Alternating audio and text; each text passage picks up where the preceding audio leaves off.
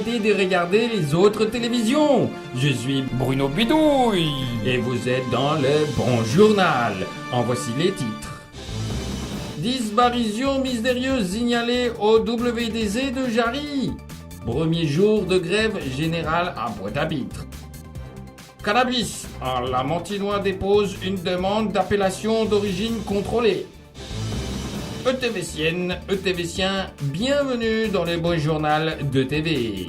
Nous commençons cette édition par la disparition mystérieuse au World Trade Center de Jarry. Nous retrouvons tout de suite notre reporter Vrix. Vrix, vous m'entendez? C'est à vous. Et oui, en effet, mon cher Bruno Bidouille, nous nous sommes rendus ici, sur place, au WTC de Jarry, où des clients ont mystérieusement disparu. En effet, c'est ici au World Trade Center de Jarry qu'il y a plus de 15 jours, une femme, Madame Yaya, et son mari, Monsieur Yo-Yo, ont été vus pour la dernière fois.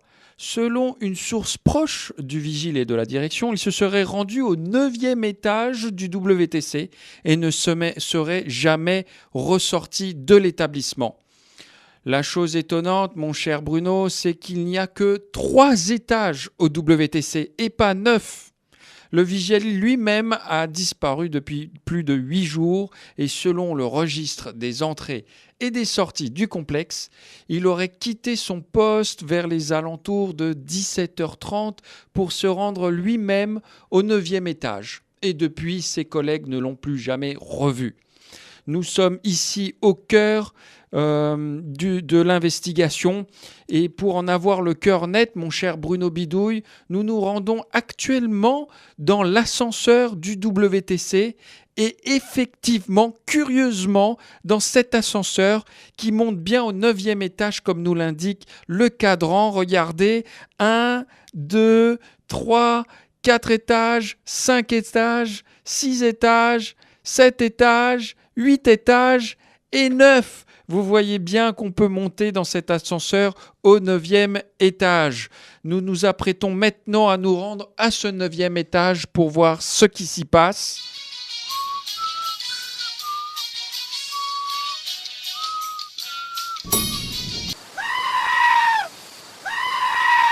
Non, c'est pas possible. T'as appuyé sur 6.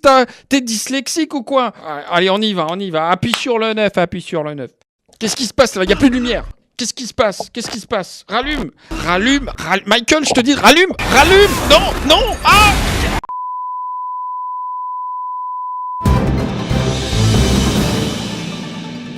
Allô, Brix? Allô?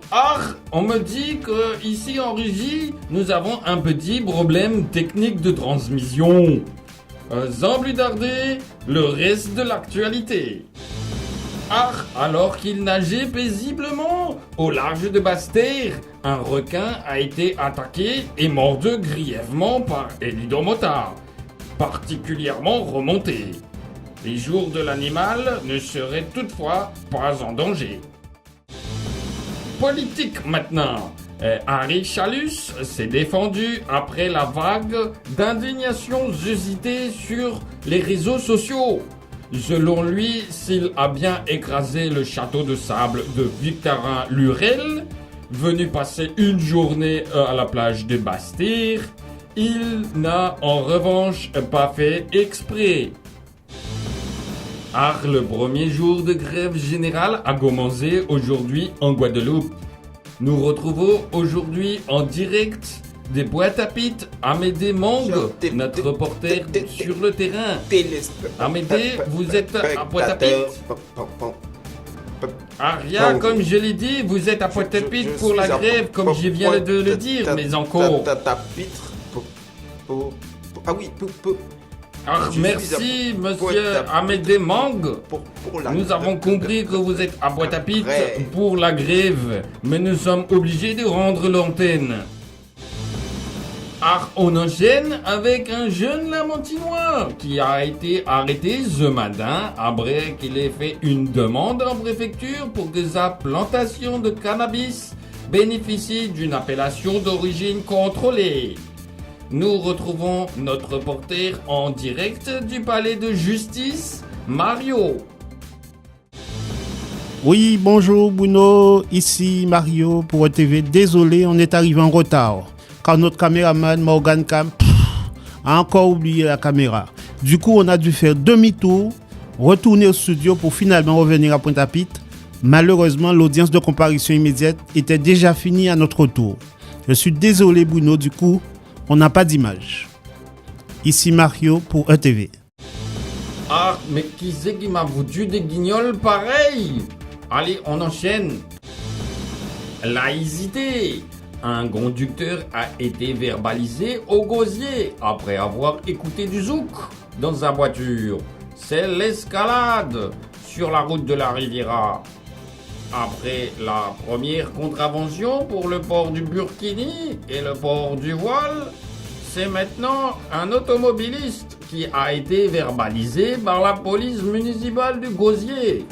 Selon elle, l'homme écoutait du zouk dans sa voiture et de manière ostentatoire.